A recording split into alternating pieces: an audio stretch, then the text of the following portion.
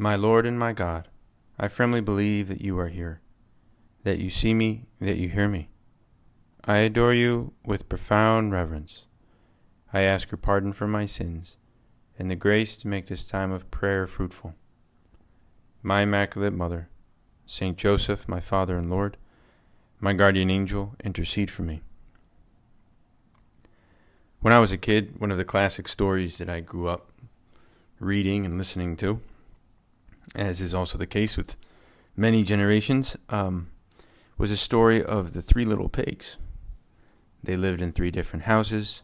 One was made of straw, another out of sticks, and the third was made out of bricks.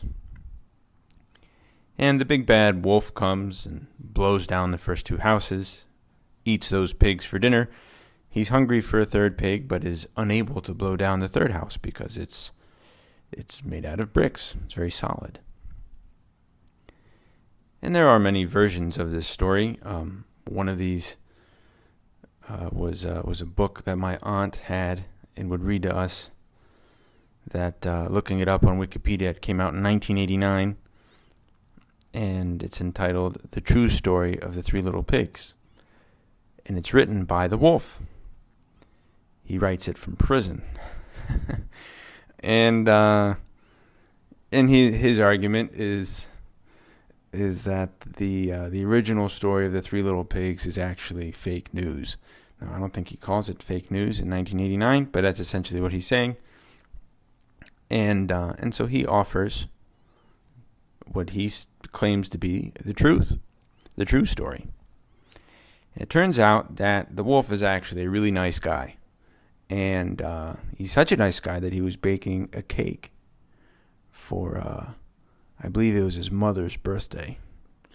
And so either way, he's baking a cake and he runs out of sugar. And so just like many people will do, they'll go to their neighbors looking for some sugar. And so it turns out that this wolf's neighbors are these three pigs who live in those three different houses. And these pigs actually are quite grumpy. They're not very nice. And an important detail we can't forget for this story is that the poor wolf was also suffering from a terrible cold. Okay? And so he goes up to the first house made of straw.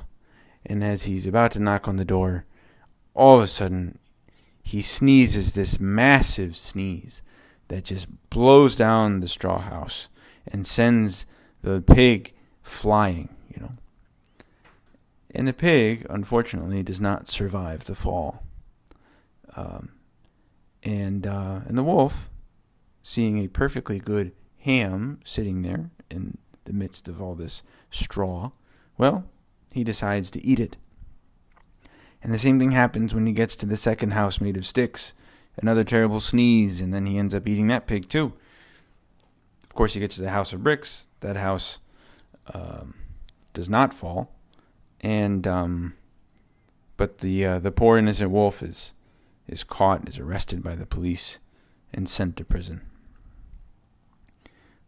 These stories that may bring us back to our childhood, they certainly bring me back to mine, remind me of an analogy that Jesus uses. He doesn't talk about a type of house, but he does talk about the foundation on which a house can be built. He doesn't talk about a brick house, like the house that was built by the smartest of the three pigs, but rather he talks about a house that is built on rock.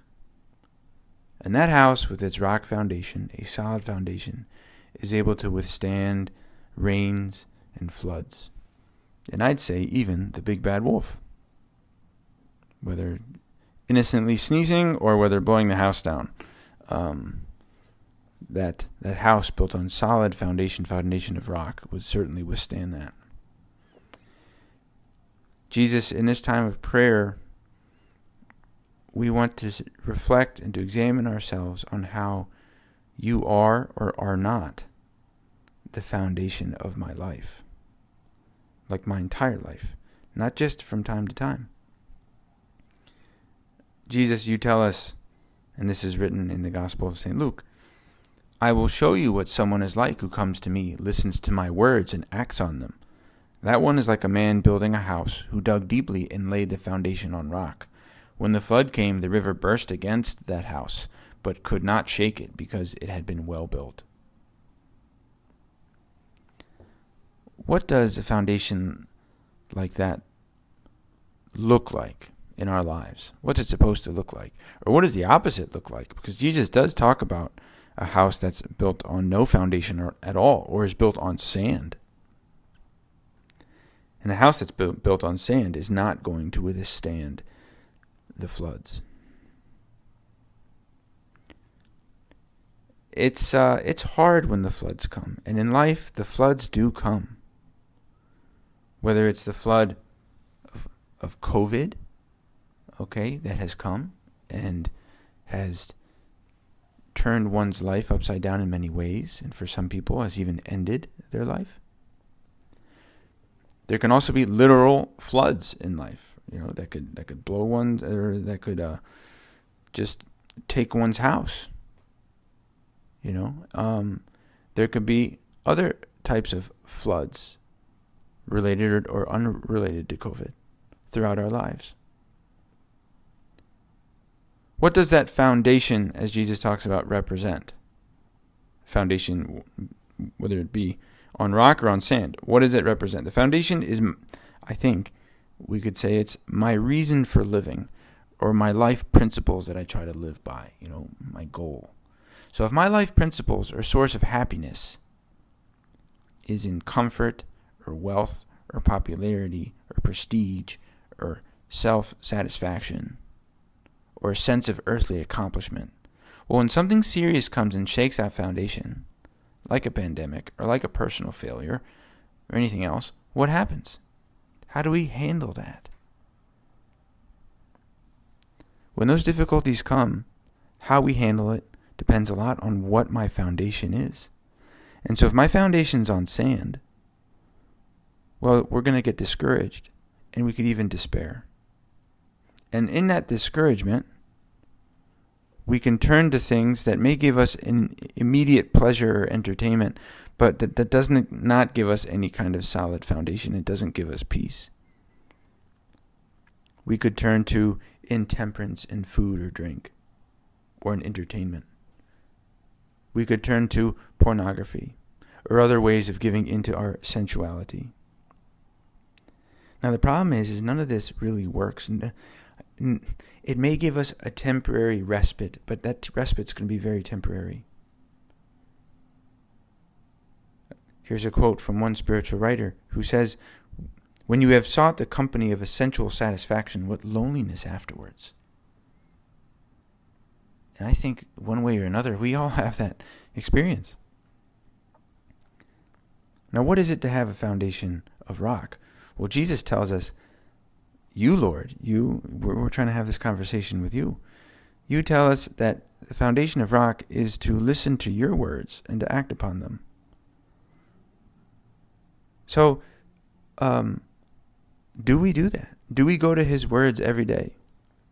Maybe the resolution from this time of prayer could be to make sure that we go to the Gospels every day. And not to be satisfied with just knowing the story, Like, yeah, I know the story of Three Little Pigs, so I don't need to read it for the 100th time. Okay, true. But with what Jesus says, and with the parables that he tells us, no, it's worth reading them for the 100th time, or for the 120th time, or for the 1,000th time, because Jesus is talking to me. He wants to tell me something. He wants to help me see how I can live according to his words, to put into action, right? To listen to his words and to act upon them. That is having a foundation of rock.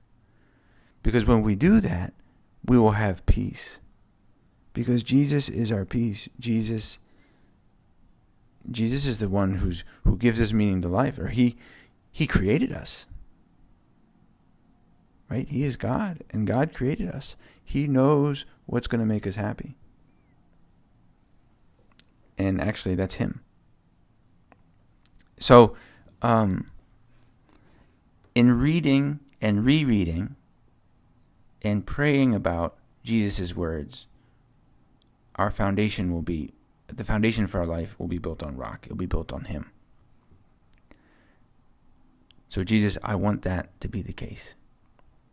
I want to live the way you want me to live. And in that way, I will be able to handle and to actually accept the difficulties as they come, just like you did for me. And I will trust in you to bring the good out of whatever difficulties might come, whatever floods might come, just like you brought good out of your crucifixion and death. So we got to hold on to Jesus.